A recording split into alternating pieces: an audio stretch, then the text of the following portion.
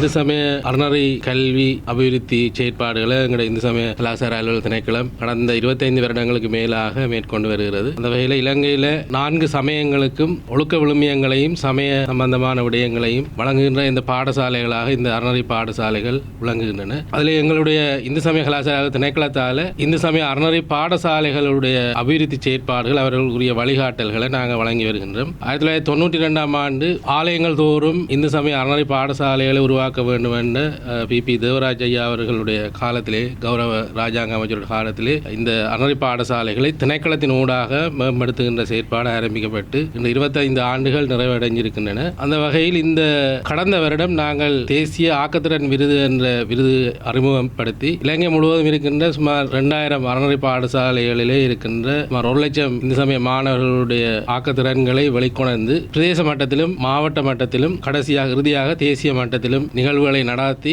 அதிலே பங்கு பெற்றிய சுமார் 250க்கும் மேற்பட்ட மாணவர்களுக்கு தேசிய ரீதியான விருது வழங்கப்பட்டிருக்கின்றது. சாதாரணமாக எங்களுடைய இறுதிநிலை பரீட்சை ஒரு பரீட்சை, தர்மாசிரி பரீட்சை எல்லாம் இருக்கு. அந்த பரீட்சைகள் அதுக்குரிய சான்றிதழ்களை விட மாணவர்களை பொறுத்தவரையில் விருது என்றது தேசிய விருது பெற்றிருந்தால் அதுக்கு புள்ளிகள் கூட. தேசிய விருது பெற்றிருந்தால் அதுக்கு அது ஸ்போர்ட்ஸில் கூட நேஷனல் லெவலில் ஏதாவது ஸ்போர்ட்ஸ் ஃபர்ஸ்ட்டாக வந்திருந்தாலோ அந்த இதில் வந்திருந்தால் அவைகளுக்கு அதுக்கு பாயிண்ட்ஸ் இருக்கு. அதே சம பாயிண்ட்ஸ் இது கிடைக்கும் தேசிய விருது என்ற அடிப்படையில் இவையில் கிடைக்கும். அதனுடைய இது ஒரு விதத்தில் மாணவர்கள் உண்மையிலே எங்களோட நோக்கம் விருது பெற்று அவையில் சர்டிஃபிகேட்ல யூனிவர்சிட்டிக்கோ அங்கங்கே போகணும் இல்லை, உண்மையிலேயே தந்திரவாய செயற்பாடு தான் சொல்லலாம். இதன் ஊடாக அவர்கள் இந்த கலைகளை வளர்க்கறதுக்குரிய வாய்ப்புகள் உண்மையில் நாங்கள் பார்த்த பிறகு தான் தெரியும். கன்னடங்களில் இதுக்கு பிறகு எல்லா மாணவர்களும் எல்லா விடயங்களையும் கூடுதலாக அறநெறி பாடசாலை மாணவர்கள் பல விடயங்களிலே எப்பயும் அந்த திறமையை கொண்டுள்ளார்களே இருக்கிறார். இப்போ எப்போ கேட்டாலும் உடனே ஒரு பேச்சு ஆற்றல் அல்லது வில்லுப்பாட்டு, உதாரணத்துக்கு சில நிகழ்ச்சிகளை கூட கேட்டால் உடனே போய் நிகழ்ச்சி செய்யக்கூடிய அளவுக்கு மாற்றம் அடைஞ்சிருக்கு. யாழ்ப்பாணத்தில் போன வருஷம் நாங்கள் இந்த நிகழ்வை நடத்தின பிறகு சில